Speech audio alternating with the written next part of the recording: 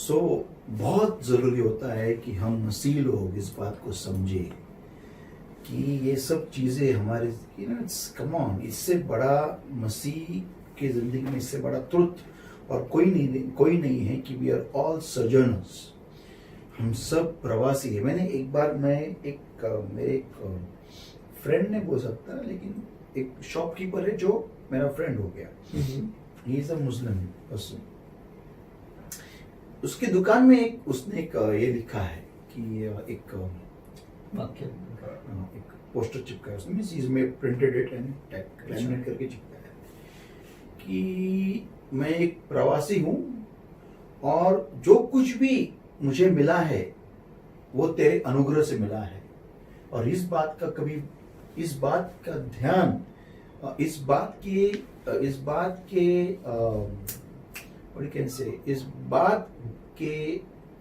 बात से मेरा ध्यान कभी भटकने मत दे और ये मुझे कभी जिंदगी में भूलने मत दे। क्या बात है। जब मैं पढ़ा ना उसके ऑफिस में तो बोला, अरे ये तो हम लोगों ने लिखना चाहिए।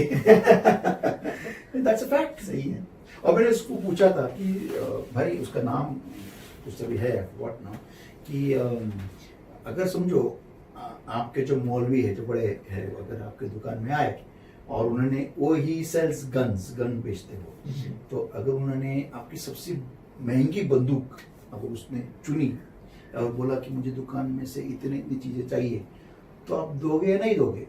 बोला ये मेरी खुश नसीबी रहेगी कि अगर मेरे दुकान में आए और उन्होंने अगर मुझे कुछ भी मांगा तो मैं दुकान भी दे दूंगा उनको, लेकिन वो आना तो चाहिए, वो बंदा आना चाहिए, वो मेरे दुकान means it's a very big honour उसके लिए। तो मैं सोच रहा था यही, मैं किसी इंसान को देने के बारे में बात नहीं कर रहा, लेकिन हम विश्वासी के इस तरीके से जीते हैं क्या कि ये मेरा नहीं है, ये मेरा नहीं है। हम हमारे मैक के ऊपर, लैपटॉप के ऊपर, मोबाइल के ऊपर फिंगरप्रिंट ये वो डाल के रख देते हैं। चलो मरने के बाद तो कोई अपना खोलेगा, लेकिन उसमें भी कोई पासवर्ड्स रहते हैं, तो उसको फॉर्मेट करने बगैर उसको कुछ है ही नहीं, और फिर उसको सर्जन जाके उसको फॉर्मेट करना पड़ेगा। कहता ना मेरा फिंगरप्रिंट, पासवर्ड, पैटर्न बिटर्न डाल के मेरा, मर रहे तो क्या तेरा क्या मेरा। सही है। मरा ने तुला ने घर कुतरेला। और उसी पर पास्टर एक बात बात मुझे आ रही है कि ये जो फोन्स होते हैं आजकल, तो अक्सर हम देखते हैं कि सब कुछ फिंगरप्रिंट पर ही है। तो ऐसा है कि अगर मुझे इसमें जो कुछ भी है उसका इस्तेमाल करना है तो टच जरूरी है। एब्सोल्युटली। और उसके बाद भी, खुलने के बाद भी हमें टच ही करना पड़ता है उसके सारे फायदे को, कुछ भी इस्तेमाल करने के लिए। कुछ भी इस्तेमाल, touch is important, touch is the key. आपका टच फोन ही देखो, हमेशा आपको याद दिलाना चाहिए कि परमेश्वर के टच में रहना कितना जरूरी है। जितना टच हम अपने मोबाइल को करते हैं, शायद अगर उतना टच हम परमेश्वर की उपस्थिति को करें तो क्या कुछ हमारे लिए खुल जाएगा, वो परमेश्वर ही जानता है। मुझे एक बात हमेशा याद आती है कि मेरा पार्टनर जो है, बिजनेस पार्टनर, यूनिवर्स का रचयिता है, यूनिवर्स का मालिक है, हमेशा एक बात मेरे दिमाग में रहती है, हमेशा। मैं मेरे गाड़ी पे शायद वो स्टिकर लगाने वाला हूँ बना के कि I partner with the boss of the universe. क्या बात है। मैं वो करके लगाने वाला हूँ, unique sticker, I partner with the boss of the universe. जी, अद्भुत अद्भुत। क्या हम दूसरे सवाल के लिए तैयार हैं पास्टर? यस। आप पे सवाल आ रहा है और मैं फोन लगाता हूँ।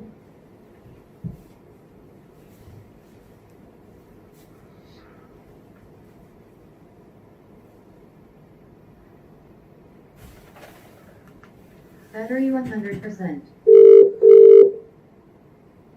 वो टच करते हैं, बोलता है 100% में तैयार। Hello, praise Lord brother Girish. हाँ, प्रेज लॉर्ड पास्टर। इस वक्त आप लाइव हो, रिकॉर्डिंग पे हो, आपका जो फोन लगा है वो लाउड स्पीकर पर है, तो आपका जो सवाल है आप पास्टर जी से पूछ सकते हो और उसका जवाब भी आपको जरूर मिलेगा। तो ये वक्त आपका है कि सवाल पूछने का। हाँ ठीक है, praise Lord pastor ji. Praise Lord Girish. हाँ पास्टर, मेरा सवाल ये है, 1 टिमोथी 6:10 में लिखा हुआ है हम्म, कि जो पैसे की, हाँ पूछिए। क्योंकि रुपए का लोभ सब प्रकार की बुराई की जड़ है। जैसे प्राप्त करने का प्रयत्न करते हुए कितनों ने विश्वास से भटक कर आपको नाना प्रकार के दुखों से छलनी बना लिया है। करेक्ट। तो मेरा प्रश्न यह है कि तो फिर अपन पैसा कमाना नहीं चाहिए, तो इसका प्रॉब्लम है, पैसा ये जड़ है कि अपने जीवन में कोई प्रकार की ये आ सकती है, प्रॉब्लम आते हैं उसकी वजह से। ओके ओके ओके ओके, बहुत ही उम्दा सवाल है, बहुत ही बेहतरीन सवाल है brother Girish, very important and thank you for this question. मैं इसका जवाब आपको जरूर दूंगा। ये बहुत मीन्स आज के तारीख में ये सवाल बहुत इंपॉर्टेंट है। क्यों? हाँ, क्योंकि हाँ बोलिए। क्योंकि आम आदमी के लिए तो पैसा बहुत जरूरी है, अभी जीने के लिए तो पैसा लगता है, लेकिन वचन फर्स्ट तिमोथी में ऐसा बताया है कि अगर पैसा अपन बुराई की जड़ है, तो इसलिए मेरा ये सवाल था आपसे। Correct correct correct correct correct, बहुत इंपॉर्टेंट है ये बात एक्चुअली। पहली बात तो वहां लिखा है द लव ऑफ मनी। क्या लिखा है वहां पर? आप पढ़ सकते हैं हिंदी में उसको? जरूर एक सेकंड, मैं आपके पढ़ देता हूँ। या पढ़िए। क्योंकि रुपए का लोभ, रुपए का लोभ, प्रकार की। लेकिन एक मिनट इंग्लिश में पढ़िए उसको, इंग्लिश में। अंग्रेजी में इसे पढ़ता हूँ। पहले तिमोथियुस उसका 6वां अध्याय वचन 10 को मैं पढ़ता हूँ। For the love of money, बस love of money, love of money. Brother Girish, आप जिस रिकॉर्डिंग में अभी आपने यहाँ पर यह सवाल पूछा है, उसी रिकॉर्डिंग में हम इसके बारे में बात कर रहे थे about not losing the touch, not to stop loving God. Okay, तो आप जब ये रिकॉर्डिंग देखोगे तब आपको आपके सवाल का जवाब पहले ही मिलेगा, और फिर अभी आपका सवाल आ रहा है। तो पॉइंट ये है कि देखो, परमेश्वर की इच्छा है कि उसके सारे जो लोग हैं वो आशीष से भरे रहे, उनकी जिंदगी में बहुत सारा पैसा रहे। इनफैक्ट पौलुस भी तीमुथियुस को कहता है कि परमेश्वर को अच्छा लगता है कि उसके जो सेवक है, उसके जो लोग हैं वो आशीषित रहे। ओके, लेकिन हमें प्यार करना है परमेश्वर से। हमें ये नहीं भूलना है कि हम प्रवासी है। ये सारी चीजें हमें जो दी गई है ये हमारे लिए है, लेकिन हम इन चीजों के लिए नहीं है। हमारे लिए पैसा है, हम पैसे के लिए नहीं है। जब हम ये इक्वेशन को खराब कर देते हैं, उल्टा कर देते हैं, तब गड़बड़ी हो जाती है। लव ऑफ मनी, ओके, पैसे से प्यार मत करो। जो पैसा देने वाला परमेश्वर है उससे प्यार करो। ओके, परमेश्वर के साथ जो हमारा टच होता है वो टच को अहमियत दो। अभी फॉर एग्जांपल मैं आपको एक उदाहरण दूं, अगर मुझे समझो गाड़ी चाहिए, कार चाहिए, और मैं दुआ कर रहा हूं कार दे परमेश्वर, कार दे, कार दे, और परमेश्वर ने मुझे कार दी। कार देते ही तुरंत मैंने परमेश्वर को भूल गया और कार को पकड़ा और कार के साथ घूमने लगा, तो ये गलत है। मुझे परमेश्वर के जितना समय मैं कार मिलने से पहले दे रहा था, इनफैक्ट उतना ही या फिर ज्यादा मुझे परमेश्वर को देना है, उतना समय। क्यों? क्योंकि ये ना भूलना है कि जो दे सकता है वो ले भी सकता है। ओके, तो इधर जो वचन जो आपने जो पूछा है ये बहुत इंपॉर्टेंट है। वचन क्या कह रहा है यहाँ पर? क्योंकि रुपए का लोभ सब प्रकार की बुराई की जड़ है। अंग्रेजी में 1 Timothy chapter 6 verse 10. Verse 10. Okay. For the love of money is the root of all evil. पैसे के लिए इंसान क्या क्या बुरा करता है वो हम सब जानते हैं, बताने की जरूरत नहीं है। ओके, क्या क्या वाट लगाता है, किसकी वाट लगाता है पैसे के लिए इंसान, वो हम उसका इल्म भी नहीं कर सकते, इतना नीचे गिर जाता है। लेकिन ओके, यहाँ लिखा है विच while some coveted after, they have erred from the faith and pierced themselves through with many sorrows. जिसे प्राप्त करने का प्रयत्न करते हुए कितनों ने विश्वास से भटक कर अपने आप को नाना प्रकार के दुखों से छलनी बना दिया है। करेक्ट। तो बेसिकली हमें यह बात को समझना है कि पैसा है, जरूरी है, काम करो, बिजनेस करो, जो भी करो, पैसा कमाओ, वेरी गुड। वो पैसा का दान दशमांश परमेश्वर के भंडारे में लेके आओ। जिन लोगों के पास जो जरूरतमंद है परमेश्वर के राज्य में, उनको हेल्प करो। इस बात के लिए परमेश्वर ने तुम्हें पैसा दिया है। आपके आने वाले पीढ़ी के लिए इतना छोड़ के जाओ कि उनको काम भी करना पड़ेगा। उनको ये मत बताओ कि तुमको काम करने की जरूरत नहीं है। उनको ऐसा ट्रेन करो कि वो आगे आपका एम्पायर और आगे बढ़ाए और परमेश्वर का नाम ऊंचा उठाए। लेकिन उस पैसे के ऊपर प्यार मत करो कि अगर वो नहीं है तो मैं बर्बाद है, वो है तो मैं आबाद है। नहीं, अगर वो है या नहीं है, मेरी जिंदगी में अगर परमेश्वर नहीं है तो मैं बर्बाद हूं, और परमेश्वर है तो मैं आबाद हूं। Amen. Yes, yes, amen, amen. Yes, so Amen, Pastor. loving the Okay. Lord is the key. परमेश्वर Right. से प्यार करना यही हमारी और जिंदगी उसके की चाबी टच है। में रहना, टच में, उसके टच में, टच को, परमेश्वर के टच को बरकरार रखो, बस। बराबर बराबर। Yes. Any other question, brother Okay. Girish? नहीं Pastor. आपका Thank आवाज you सुन very much. के, आपका आवाज सुन के अच्छा लगा। And God bless Thank you. you. Take care. और टच में रहिएगा। Thank you. यार, हमारे भी टच में रहिएगा। Right, right, Pastor. Okay. God bless you, brother. God bless you. God bless you. God bless you. Thank you very much. Amen amen. Yes. क्या बात है कि सवाल बाद में पूछा गया, जवाब जवाब जो है पहले ही मिल गया। मैं हमेशा कहता हूँ ये बात को, अगर आपको कोई सवाल है तो आजू बाजू में कहीं तो जवाब पहले से आया है। आमेन आमेन आमेन। और और वैसे। परमेश्वर भी ऐसा ही करता है, जवाब पहले देता है और सवाल बाद में पूछता है। Absolutely. आमेन आमेन आमेन। Absolutely. और आप उसके गहरा, आपने पिछले बार कहा था पास्टर कि परमेश्वर किस तरीके के बच्चे चाहता है। ओके, ये इस पॉइंट के ऊपर मैं बाद में आने वाला हूँ। अच्छा, आप उसके ऊपर बाद में आने वाले क्यों? हैं। बिकॉज बेसिकली लोगों के बीच में, लोगों के मनों में ये समझना बहुत जरूरी है कि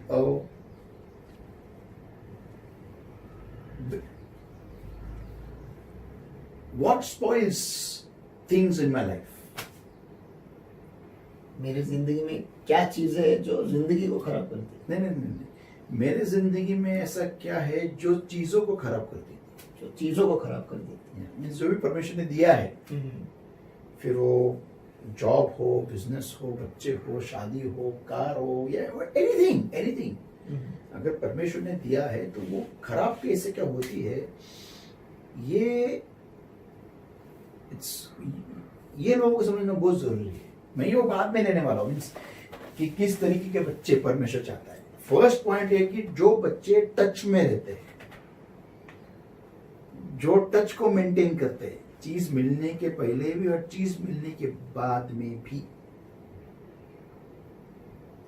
शाऊल, हम जानते हैं कि वो राजा होने के बाद, मीन्स शाऊल को तो चुना गया, उसको उसका परमेश्वर के साथ लिंक इधर दूर दूर तक नहीं था। जी हाँ। वो क्या किया? At the same time Dawood ने भी कुछ नहीं किया था। दोनों भी कृपा के द्वारा ही, परमेश्वर के द्वारा चुनाए गए। लेकिन हम उसके पर्सनल लाइफ में भी शाऊल के, वो परमेश्वर के दूर दूर के कांटेक्ट में नहीं था। उसके ऊपर में एक बहुत ही बेहतरीन स्टडी है मेरा, ऑसम स्टडी है शाऊल के ऊपर। और इससे एक चीज है, योदा इस्करियोत, अगर इसे ले, ये तो परमेश्वर के टच में ही था। नहीं, परमेश्वर के टच में नहीं था, वो परमेश्वर के साथ रहते हुए पैसे के टच में था। जैसे लूसीफर परमेश्वर के साथ रहते हुए ग्लोरी के टच में था।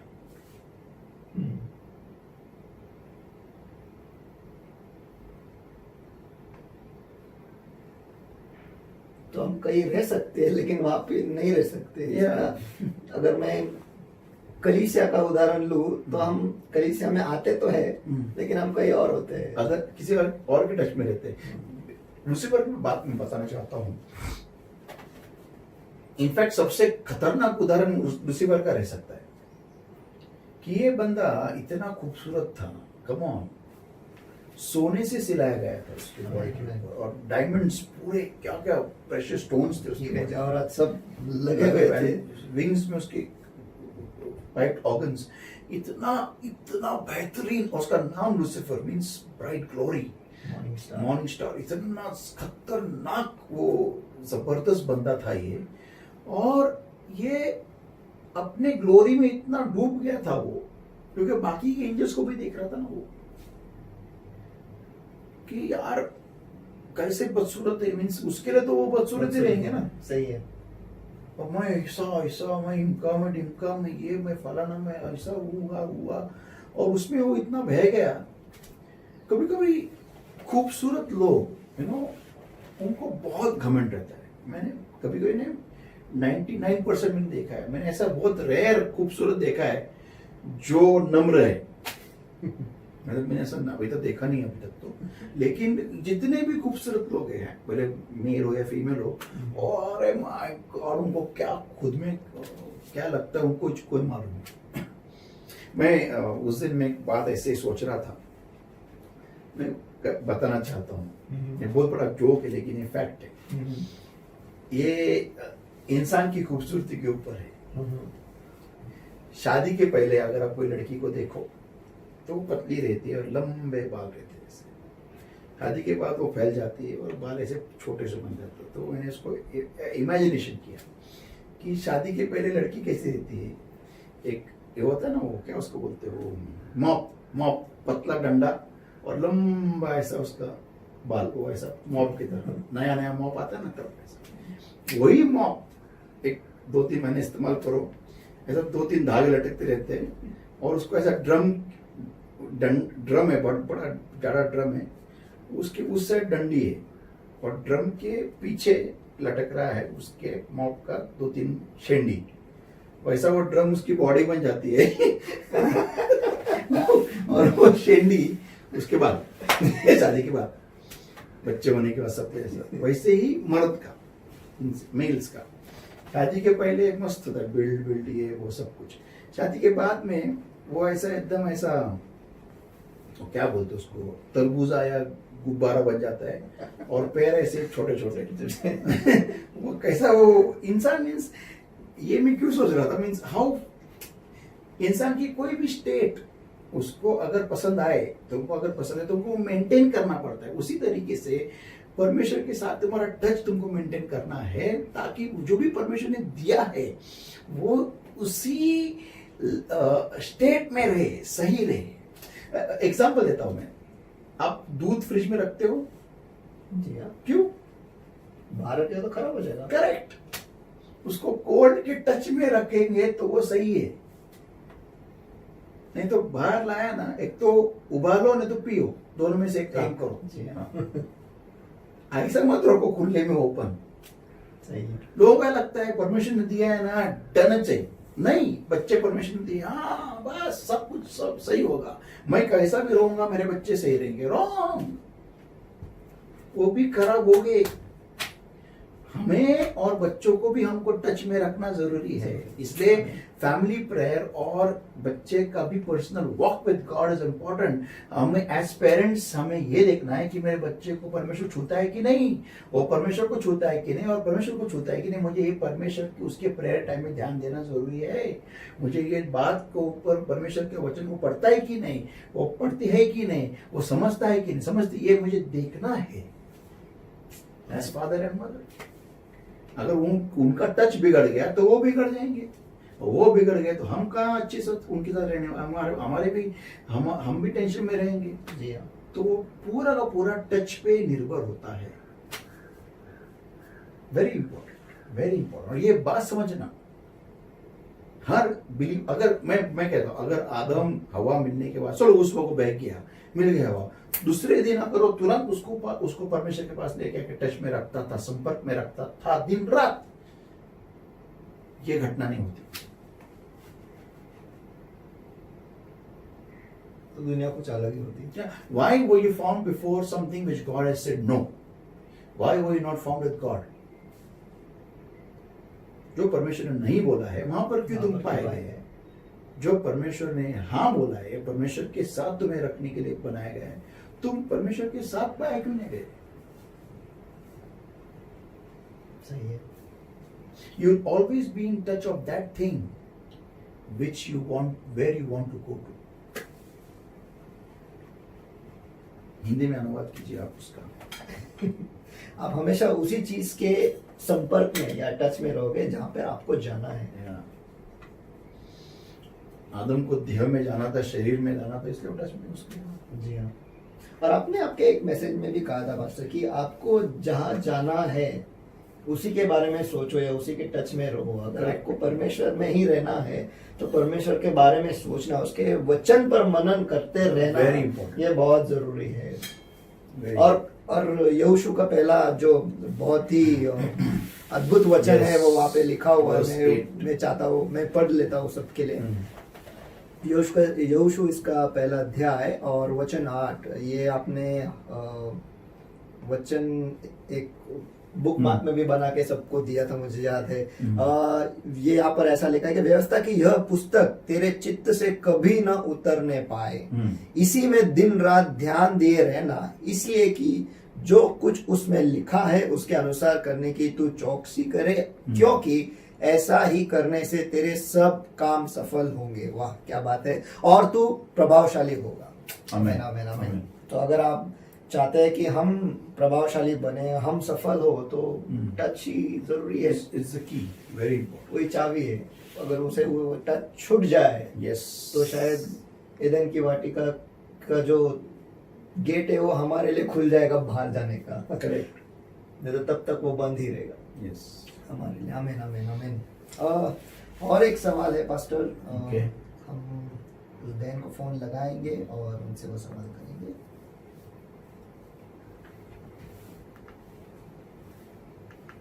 Battery 100%. नमस्कार। कोविड-19 अनलॉक की प्रक्रिया अब पूरे देश में शुरू हो गई है। ऐसे में अपने घरों से बाहर तभी निकलें जब बहुत आवश्यक हो। फेस कवर या मास्क पहनते समय ध्यान रहे कि मुंह और नाक अच्छी तरह से ढके रहें। सार्वजनिक स्थानों पर कम से कम 2 गज की दूरी रखें। हाथ और सांस संबंधी स्वच्छता का पालन करें। Hello, sister Deepa, praise the Lord. Praise the Lord. इस वक्त आप लाइव हो और रिकॉर्डिंग जारी है, और आपका जो फोन जो आपको लगा है वो लाउड स्पीकर है, लाउड स्पीकर पर है। तो आपका जो सवाल है वो आप पास्टर से पूछ सकते हैं और आपको आपका सवाल का जवाब मिलेगा। आपका जो सवाल है वो इंग्लिश, हिंदी या मराठी, इस केवल इन 3 भाषा में ही आपको पूछना है, क्योंकि और कोई भाषा पास्टर को आती नहीं है। अच्छा, ठीक है। तो ये वक्त आपका है जहाँ आप वो सवाल पूछ सकते हैं। तो मैं मराठी में ही पूछना चाहूंगी उनको। जरूर। मेरे लिए वो ज्यादा इजी होगा। एक सेकंड। हाँ जी हाँ। अगर आप चाहते हो कहीं और कोई भाषा में आपको पूछना है तो सबसे पहले आप पास्टर को बताइए कि ये भाषा आप सीख जाओ, ताकि वो भाषा सीख कर आपके सवाल का जवाब देंगे। सॉरी, क्या चीज? नहीं, मैंने कहा अगर आप कोई और भाषा में आप चाहते हो कि पास्टर आपको जवाब दे तो पहले आप बता दे पास्टर को कि ये भाषा आप सीख लो, ताकि वो आपको समझे और आपका जवाब आप तक पहुंचे। नहीं, फिलहाल तो मराठी में ही पूछना है। ठीक है। और कोई भाषा सीखनी भी नहीं है। सीखकर जाना कहाँ नहीं है, इंडिया में ही रहना है, भारत में ही रहना है। Amen, amen. हाँ। Yes, sister. Praise the Lord. Praise the Lord pastor. बोला. तर माझा प्रश्न असा होता की दुसरं शमूएल जे आहे ते वाचताना म्हणजे लक्षात असं आलं की 11वा आणि 12वा अध्याय याच्यामध्ये, तर दावीद जो आहे, दावीदचं म्हणजे जे सगळं कार्य आहे त्याच्यातलं एक होतं. तर दावीदाचं 4 कर्माबद्दल लिहिलेलं आहे. त्याच्यात असं आहे की उरिया हित्ती ह्याची बायको जी आहे, ठीक आहे, तिच्यासोबत दावीद 4 कर्म करतो असं त्याच्यामध्ये लिहिलेलं आहे. ठीक आहे. ते 11वा आणि 12वा अध्याय वाचलं की लक्षात येईल सगळ्यांचा. आणि मग त्या 4 कर्मामधूनच त्यांना मुलगा होतो. ठीक आहे. मग तो मुलगा होतो, पण हे बरोबर आहे, यहोवाच्या दृष्टीने हे वाईट आहे आणि त्याचं वचन दावीदाने पाळलेलं नाहीये, तर त्याला शिक्षा व्हायला पाहिजे, हे बरोबर आहे. मग तर मग त्यांच्याकडे जो मुलगा होतो त्या 4 कर्माद्वारे, तर त्या मुलाला नंतर देवाने मारून टाकले हम्म. असं लिहिलेलं आहे. हम्म. ठीक आहे. हम्म. त्याच्यावर दावीद पश्चाताप करतो त्या मुलासाठी की त्याला तो आजारी पडतो मुलगा, तर त्याला बरं करावं म्हणून दावीद पश्चाताप करतो, देवाजवळ मागतो, उपास प्रार्थना करतो असं दाखवलेलं आहे. हम्म. तरी पण देव त्या मुलाला मारून टाकतो. हम्म. आणि मग तो मुलगा मेल्याच्या नंतर हम्म. परत दावीद त्याच बाईजवळ जातो, हम्म. बेतशबा जे नाव दिलेले बायबलमध्ये तिचं, हम्म. त्याच बाईजवळ जाऊन पुन्हा त्यांचं संबंध वगैरे होऊन मग त्यांना परत एक मुलगा होतो, तो शल्मोन दाखवलेला आहे. हम्म. आणि शल्मोनाला देवाने किती आशीर्वादित केले आपण इतिहासात वाचले ह्या सगळ्या गोष्टी. हम्म. तर मग असं दुजाभाव केल्यासारखं वाटतंय मला याच्यामध्ये, वेगळी वेगळी वागणूक. म्हणजे त्या मुलाला असं केलंय, तोही दाविदाचा आणि बेतशबेचाच मुलगा होता हम्म. आणि इथे सलमोन पण त्यांचाच मुलगा आहे, तर मग त्याला का मारलं आणि ह्याला का जिवंत ठेवलं हम्म. असा प्रश्न आहे माझा. कारण बेसिकली तो अनैतिक संबंधातून झालेला मुलगा होता आणि त्यानंतर दाविदाने बेतशेबेवर लग्न केलं. हम्म. आणि अजून एक गोष्ट अशी होती की दाविदानी त्या मुलाच्या मैतेद्वारे किंमत मोजली होती उरिया हित्तीला मारायची. हा एक किंमत. दुसरी किंमत त्याला मोजायची होती की त्याचा स्वतःचा मुलगा त्याच्या पूर्ण राज्याचं वाटोळं लावेल, हे त्याला मोठी त्याच्यापेक्षाही मोठी किंमत त्याला मोजायची होती. आणि ती त्यांनी नंतर पाहतो की त्यांनी मोजली. पण जे लग्नाद्वारे त्याला जे लेकरू झालं ते आशीर्वादित होतं आणि म्हणून तो शल्मोन हा जगला. आणि नंतर आपण पाहतो की मला एक प्रश्न असा आहे की देवाने त्यालाच का राजा निवडला? कारण त्याच्या बाकी बायकाही होत्याच ना. हा, पण त्याच मुलाला का?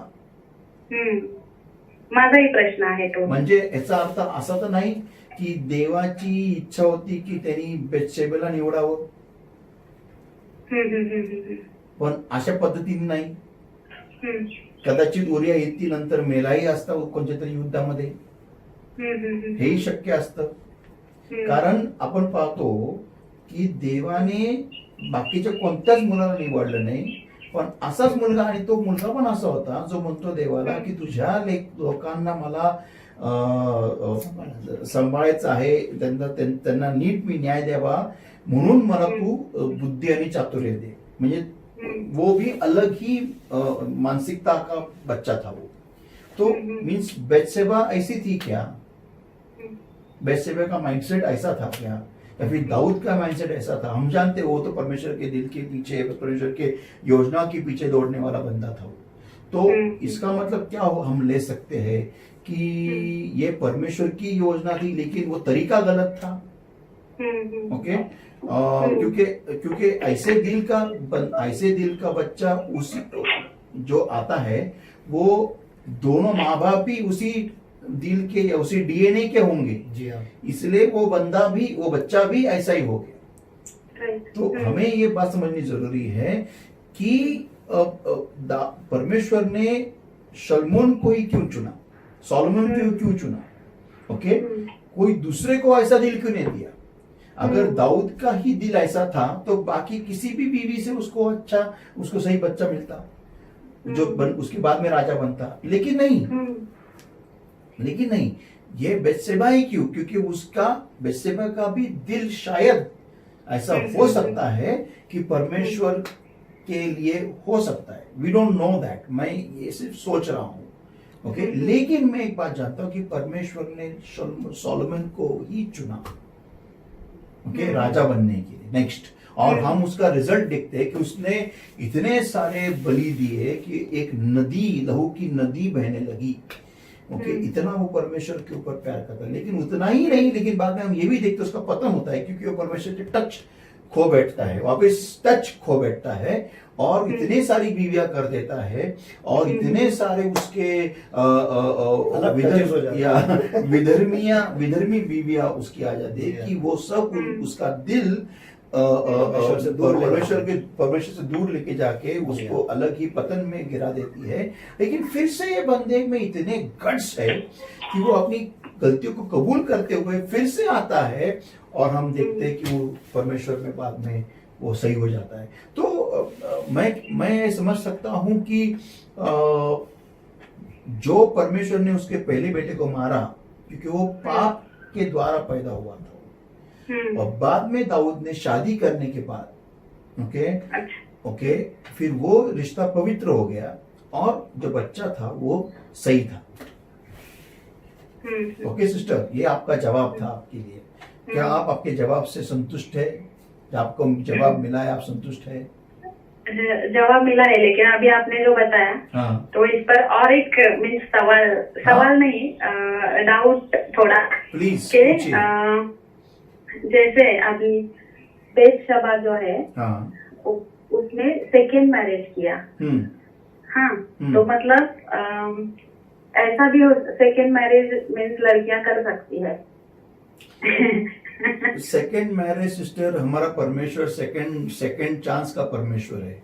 जब शादी काना के शादी में जब दाखरस पहला दाखरस खत्म हो गया तो यही वो परमेश्वर था जिसने दूसरा दाखरस पानी में से बना के सबको दे दिया और सबको पसंद आया। ओके तो अगर हमारे जिंदगी में अगर हमारा पहला मैरिज कहीं क्रैश हो जाता है, ओके तो देखो बाइबल ये कहता है कि व्यभिचार के बगैर अगर कोई अपना शादी तोड़ता है वो तो परमेश्वर की नजर में पाप है। ओके लेकिन आज के मैं ये नहीं कह सकता कि बाइबल रिडंडेंट है या जुना है इसलिए आज के माहौल के बारे में बाइबल में मालूम नहीं, ऐसा मैं नहीं कह सकता। ये परमेश्वर भली बात ही जानता है। लेकिन कई शादियां ऐसी भी हुई है जब हम परमेश्वर को, हम में से बहुत लोग हैं जो परमेश्वर को नहीं पहचानते थे, तब हमने वो शादी कर रखी थी। और वो शादी बाद में हमें बाइबल में भी यही लिखा है कि अगर आपके पार्टनर को आपके यीशु मसीह में आने की तकलीफ हो, प्रॉब्लम हो, तो आप उसको छोड़ सकते हो। ये बाइबल में ये भी परवाना देखे रखा है। ओके तो अगर अभी हम पति पत्नी से अलग हो गए हो, बहुत साल हो गए, अगर आपको सेकेंड मैरिज करनी है, किसी को भी करनी है, तो परमेश्वर उसको अनुमति देगा। लेकिन जो बंदी आप चुनते हो, आपको परमेश्वर में ही रहने वाला, आगे चलने वाला बंदा चाहिए, ना कि वो जो हमें परमेश्वर से दूर ले जाए। नहीं तो फिर पहले मैरिज में क्या फॉल्ट है, ऐसा हो सकता है। ओके तो इट्स ओके। परमेश्वर देखो, मैं हमेशा एक बात समझता हूं, मुझे जवाब कोई पास्टर को नहीं देना है, कोई प्रॉफिट को नहीं देना है, कोई समाज को नहीं देना है, मुझे जवाब परमेश्वर को देना है बस। तो अगर परमेश्वर हमें नियंत्रित कर रहा है, चला रहा है, निर्देशित कर रहा है, ओके तो उसमें कोई भी प्रॉब्लम नहीं है। जैसे पतरस को परमेश्वर ने कहा खा ले उस थाली में से, वहां पर बहुत चीजें अशुद्ध थी और पतरस ने बोला भी कि ये सब अशुद्ध है, मैं कैसे खा सकता हूँ, मैंने कभी मेरी जिंदगी में खाई नहीं है। लेकिन परमेश्वर ने बोला कि ये तुझे खानी है क्योंकि मैंने इसे शुद्ध किया है। तो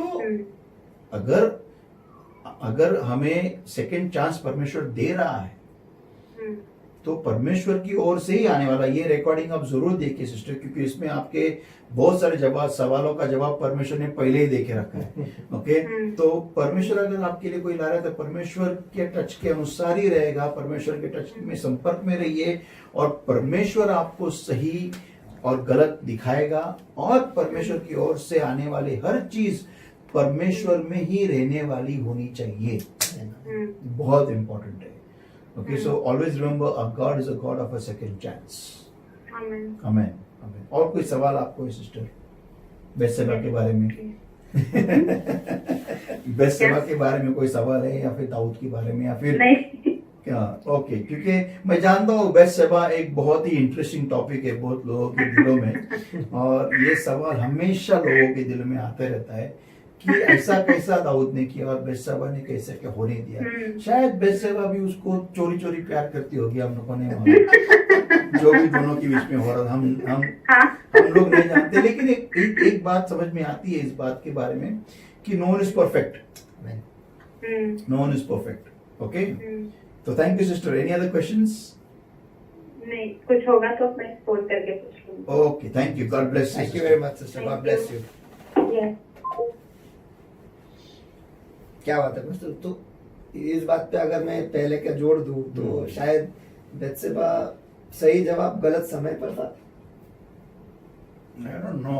क्योंकि उसके द्वारा शलमोन जो हुआ हमें नहीं, सबको पता है। एक्चुअली ये कहना भी गलत होगा, लेकिन थोड़ा मैं सिस्टर को बताना चाहता हूँ रिकॉर्डिंग के थ्रू कि दोनों शायद उसके बाद में मुझे नहीं कहीं लिखा है, मुझे दिखाई नहीं देता कहीं लिखा हुआ कि दाऊद ने कभी वापस शादी की उसके बाद में, और एक जवान लड़की भी उसको ये ला के रखी थी, लेकिन उसने उसको टच भी नहीं किया। क्योंकि मेरे को ऐसा ये लगता है कि शायद दाऊद बेतशेबा पे प्यार करने लगा था। जी हाँ। He loved her। और जो रिश्ता प्यार का होता है और जिस प्यार से जो बच्चा आता है उसके ऊपर परमेश्वर का भी ध्यान रहता है, क्योंकि परमेश्वर, देखो शादी हम करते हैं, हमने शादी शुरू की, लेकिन परमेश्वर ने प्यार को बनाया। तो प्यार की अहमियत है, love, God is God is love। love, yes। Amen, amen। तो प्यार, शायद दाऊद बेतशेबा से प्यार कर रहा था, और ये फैक्ट है, क्योंकि उसके बाद में मुझे नहीं दिखाई देता कि उसने वापस शादी की, और उसका ज्यादा से ज्यादा ध्यान वो बेतशेबा के पास ही दे रहा था। इसीलिए शायद दाऊद ने उसके उस बेटे को चुना, सॉरी परमेश्वर ने सॉलोमन को चुना। I think that is the reason why, that is the reason. क्या बात है, अद्भुत अद्भुत। तो ये जो बाइबल स्टडी है जो चल रहा है पास्टर, ये बहुत ही जरूरी है, विशेषकर इन समयों में जहाँ पर आज कलीसिया एक साथ नहीं आ रही। यस। और टच जो है वो छूट गया है, या और ये कलीसिया के टच में रहना, और उससे भी ज्यादा महत्व कि परमेश्वर के टच में रहना और हमारा जो उद्धार है वो बनाए रखना कितना महत्वपूर्ण है, ये हमें समझना जरूरी है। समझो, अगर ऐसा ही चलता रहा, अभी हमारी जो सरकारें हैं पूरी दुनिया में कभी बंद चालू करने के लिए, बिकॉज वो भी क्या जानती है इसके बारे में। जी हाँ। जिन लोगों ने इस वायरस को बनाया और छोड़ दिया लोगों के बीच में, उनके पर्पस उसको शायद ही एंटी क्राइस्ट का एक मूव होगा, ताकि पूरी दुनिया में डर फैल जाए, सब लोग चिप सबके बॉडी में डाल दी जाए ताकि सबके ऊपर नजर रहे, और एंटी क्राइस्ट का आना उसके लिए आसान हो जाए, फिर एक सरकार एक करेंसी हो जाए। ओके, ये शायद उसका ही प्लान, एक फर्स्ट स्टेप होगा शायद ये। उसके पहले उसके बहुत सारे स्टेप्स हो गए एंटी क्राइस्ट के, लेकिन उसमें से सबसे बड़ा at one time impacting in the world, ये शायद एक, मैं पहला नहीं कह सकता कि debit card, credit card, cashless society, ये भी एंटी क्राइस्ट के स्टेप से, और आज के तारीख में कैशलेस ही हो रहा है। या terrorism is one of anti Christ का एक ये है, ताकि उसके वजह से तो कैमराज आ गए सब जगह। आज ऐसे दुनिया में शायद कोई जगह होगी जहाँ पर कैमरा नहीं होगा। ओके, तो it's everywhere you are under watch. तो उस दिन मैं नासिक से आ रहा था, और मुझे आने के बाद मुझे एक मैसेज आया, तो मैंने देखा था, तो उसमें मैंने स्पीड लिमिट तोड़ा था। मेरे को शॉक लगा, इंडिया में वो पुणे में नासिक के रास्ते के वो स्पीड लिमिट मैंने किधर तोड़ा। देखा तो मैं 110 के जा रहा था, और वो एरिया में था जो 90 का स्पीड था। मुझे देखा भी नहीं 90 किधर लिखा है, पहली बात तो स्टार्ट वहां से होता है, और कैमरा और स्पीड गन किधर। अभी मुझे डर लगने लगा है हाईवे पे जाने के लिए। 1000 का मुझे रिसीट आया है। वो क्या बात कर रहे हो? ऐसा अगर मैं 10 बार गया, 10,000 उधर खत्म हो गया। तो मीन्स इंडिया में वो भी पुणे में, वो भी नासिक रोड के, हाँ एक्सप्रेस हाईवे लगता है, मैं समझे कुछ तो बाबा समझ सकता हूँ मैं, चलो। जी हाँ। नासिक में रास्ते पे उधर हाईवे, वो क्या है, कौन से गांव का नाम क्या, धोती फुती क्या नाम था, गॉड नोस। उधर कैमरा लगाया, उधर उन्होंने मेरे को पकड़ लिया। तो I was shocked, you know. तो इतना तैयारी हो रही है, तो बेसिकली इस माहौल में समझो, अगर ऐसे ही अगर कलीसिया चलती रही कि टच नहीं है, प्रेयर नहीं है, फेलोशिप नहीं है, कुछ नहीं है, और रैप्चर हो गया, तो बहुत सारे लोग नीचे रह जाएंगे। हाँ, क्योंकि मैं बार बार ये कह रहा हूं, मैं फिर से एक बार कह रहा हूं कि पवित्र रैप्चर पवित्र आत्मा का है, कलीसिया का नहीं है। आमेन, आमेन। और जो कलीसिया में से लोग जो पवित्र आत्मा से बहुत नजदीक से जुड़े हुए हैं वही ले जाएंगे। ध्यान में रखिए आप, बाद में बोलना नहीं किसी को नीचे रहने के बाद क्या ऐसा कैसा परमेश्वर ने किया, गला सूख जाएगा डर से उधर ही। बात सही है। पवित्र आत्मा नामक इंजन के साथ जुड़े रहो। और वहाँ उसने पे जाना है। ये बोलो मत हमको बताने वाला कोई नहीं था, ऊपर से कान के नीचे एक बहुत बड़ा हाथ आएगा, जो बताता था उसको बोलते थे क्या वही मैसेज बोल रहे हो बार बार। बात सही है। पवित्र आत्मा बार बार वही कलीसिया को बताया जा रहा है कि तैयारी करो, भरे जाओ, Yes. मेरे साथ जोड़े रहो। और आप भी जो बाइबल स्टडी वो भी वही है Yes. कि मेरे टच में रहो। Yes. क्योंकि शायद वक्त हमारे पास अब बाकी नहीं है बहुत कम है, या बहुत कम है। बहुत कम। हम सचमुच ये कह सकते हैं कि हम आखिर के आखिरी दिनों में रह रहे हैं। यस, या फिर चलो रैप्चर भी नहीं होता, मर गए तो बात सही है। तो क्या, तो क्या तुम रैप्चर के रुके रहेंगे? रैप्चर होने के पहले, रैप्चर होने के 5 मिनट पहले मैं भर दूंगा, ऐसा थोड़ी होता है, ऐसा नहीं होता है। सो नेक्स्ट वीक में हम लेंगे कि एग्जैक्टली परमेश्वर किस टाइप के बच्चे चाहता है। फिर आकर वही मुकाम पर रुके हैं तो Yes. अद्भुत है। तो अगर आप ये सुनना चाहते हो कि परमेश्वर किस तरीके का बच्चा चाहता है और क्या मैं उस चित्र में बैठता हूँ या नहीं, अगर ये आपको देखना है तो जुड़े रहिएगा। अगला जो बाइबल स्टडी है उसके लिए तैयारी करिएगा और आपके जो सवाल है वो हम तक पहुंचाइएगा, फोन के जरिए या फिर मैसेज के जरिए, व्हाट्सएप है, ईमेल्स है या फिर कमेंट्स है जो आप इस बाइबल स्टडी के नीचे आप लिख सकते हो। जैसे कि हम देख रहे हैं बहुत सारे लोग कमेंट भी कर रहे हैं, आप सवाल भी आप पूछ सकते हैं या फिर फेसबुक पे आप जा सकते हो, टैबरनैकल मिनिस्ट्री इंटरनेशनल जो पेज है उसे लाइक करके वहां पर आपका सवाल आप पूछ सकते हो। बहुत सारे माध्यम है जिससे आप आपके सवाल हम तक पहुंचा सकते हो। तो हमारे टच में रहिए, आपके सवाल जो है वो सवाल भी हमारे टच तक रहने दो। और I think we are on Instagram also, Instagram पे भी आप जा सकते हैं, हमसे कनेक्ट हो सकते हैं। इंस्टाग्राम पे भी आप कनेक्ट हो सकते हो, वहां पर आप सवाल पूछ सकते हो। तो माध्यमों की हमने कमी नहीं रखी है यस, ताकि आपको हर एक माध्यम से आप हमारे टच में रह सकते हो, आप हम तक जुड़ सकते हो। तो इसका पूरा फायदा आप उठाइएगा और बाइबल पढ़िएगा, बाइबल स्टडी को देखिएगा, उस पर मनन कीजिएगा ताकि और कोई अगर आपके सवाल होते हैं, जैसे कि आज हमने देखा सिस्टर दीपा ने सवाल पूछा, वो सवाल के जवाब पर भी उन्हें और एक सवाल था। तो ऐसे ही सवाल करते करते करते आप बाइबल के गहराइयों में जाइएगा ताकि पवित्र आत्मा आपसे बात करे और आप परमेश्वर से जुड़े रहे और उसके टच में रहे। यही हमारी दुआ है और यही हम चाहते हैं ताकि आखिर के आखिर दिनों में जब पवित्र आत्मा इस धरती से निकाला जाए तब आप उसी के टच में रहे और आप भी परमेश्वर के घर पर उसके साथ जाए। यही हम चाहते हैं। और एक पॉइंट यहाँ पर आता है कि बहुत सारे लोग आज के तारीख में उनकी दुआएं कम कर रहे हैं, उनको टाइम नहीं है, वो गलत मीन्स कुछ अलग चीज़ों में घुसे जा रहे हैं। तो अपनी दुआओं को स्ट्रेट कीजिए। और एक जैसे दीपा का एक सवाल को सेकंड सवाल उन्होंने पूछा था अबाउट मैरिज, सेकंड मैरिज के बारे में। हम ये मैरिज देखो कैसा होता है कि कभी कभी हम हमारे पार्टनर को गुस्से की वजह से छोड़ देते हैं, तो हमें रुकना है, प्रेयर में जाना है।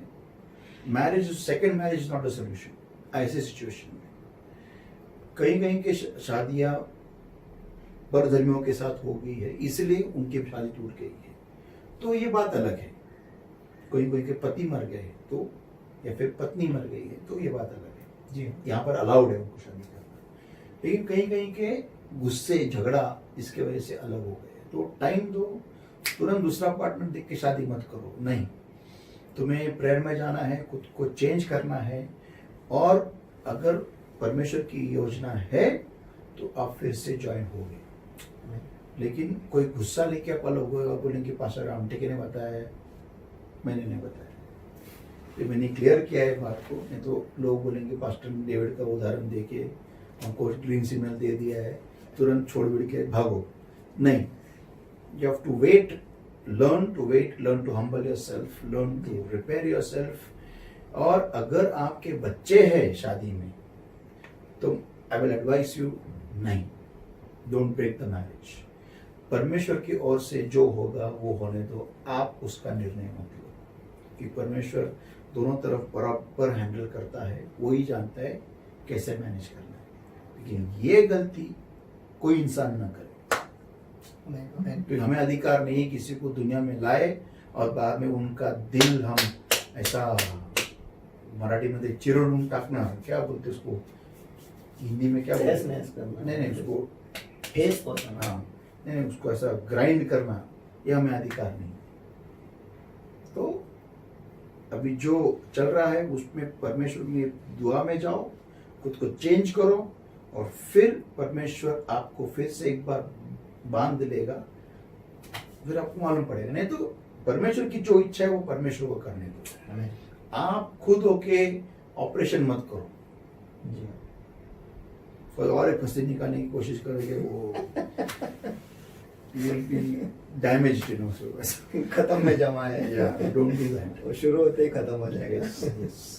आमीन आमीन। Thank you very much pastor, आपका धन्यवाद, बहुत बहुत शुक्रिया कि आप हमेशा और एक बात है, जिन और जो लोग अलग हो गए, whatever it may be, express, जब तक परमेश्वर आपको दिखाता नहीं, परमेश्वर आपकी जिंदगी में कोई लाता नहीं, खुद होके लाने की कोशिश मत करो। तो आपको फिर सेकंड मैरिज होगी, सेकंड में थर्ड होगी, फोर्थ होगी, फिफ्थ होगी, तो आप दाऊद का भी नंबर तोड़ दोगे फिर। तो लेट गॉड डू इट। मैं हमेशा एक बात को कहता हूँ, लॉर्ड अगर है, परमेश्वर अगर ला रहा है तो दोनों तरफ काम करता है। आमीन आमीन आमीन। आमीन आमीन। Thank you very much pastor. सच परमेश्वर जो है वही कार्य करता है, वही कार्य करते आए हमारे जिंदगियों में, और उसने, और वो जो भी करता है वो सही करता है। आमीन। उसके समय में आमीन। हम फास्ट के ज़माने में फास्ट फूड सब कुछ फास्ट चाहिए, लेकिन वो सही समय पर सही चीज़ सही वक्त पर वो हमारे सामने ले। एक पॉइंट मैं यहाँ पर बता के क्लोज कर रहा हूँ कि हमें ये इसमें मालूम है, ये बात हमें समझना ज़रूरी है कि एडम के लाइफ के लिए ईव ब्लेसिंग थी, लेकिन जिस तरीके से आदम ने उसको पाया वो गलत था, और परमेश्वर ने फिर भी उसको दिया, ओके, और वो टच में नहीं रहा, इसलिए वो एक श्राप बन गई। That's where we see the first murder occur. बात सही है, पहला खून। Yeah. आमीन आमीन आमीन। Thank you very much pastor. मैं चाहता हूँ कि दुआ करके Yes, let us all pray. Thank you, Lord my God, for today's word that came to us alive, for your rhema, Lord. Holy Spirit of God, you take charge. And thank you once again, Lord. Help your people to bring forth 100-fold according to today's word. Thank you for this time that you've given to us. Thank you for speaking to our hearts. Help us all to maintain our relationship with you, a relationship of love and a regular being touched all the time, remaining in that touch the whole day. In Jesus' name I pray and I ask. Amen. Thank you, और आप सभी का धन्यवाद कि आपने इस recording को देखा है, और बाद में विश्वास रखता और भरोसा रखता हूँ कि आप बाइबल ज़रूर पढ़ेंगे, इस बाइबल स्टडी के श्रृंखला को आप देखते रहेंगे, और खुद की ज़िंदगी में आप बदलाव लाओगे परमेश्वर की इच्छा के अनुसार, और ये भी भरोसा है कि आप परमेश्वर के टच में बढ़ते जाएंगे। और प्लीज सवाल पूछते रहिए, और we'll love to give your answers to you. आमीन आमीन आमीन। और बढ़ते रहो, बाइबल पढ़ते रहो, और परमेश्वर के आशीषों में आप बढ़ते रहो, यही हम चाहते हैं। और इसी के साथ हम आज का जो बाइबल स्टडी है वो ख़त्म करते हैं। गॉड ब्लेस यू, एंड आपका दिन जो है वो अद्भुत जाए, जो हफ्ता है वो भी अद्भुत जाए। God bless you. In the hands that created the heaven